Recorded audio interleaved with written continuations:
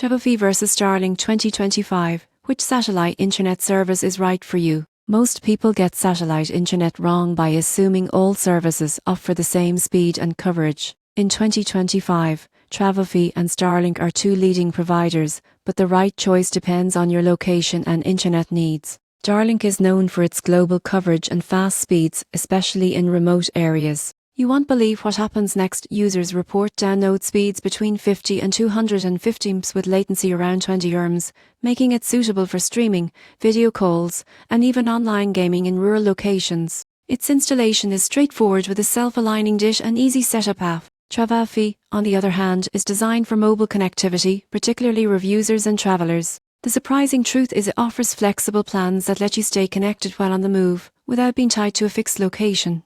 Speeds are lower than Starlink, typically 2100 Mbps, but reliability for travel purposes is its key advantage. Pricing also varies. Starlink had a higher upfront cost for the dish and monthly subscription, while Travelfee's service is subscription-based with no large hardware investment.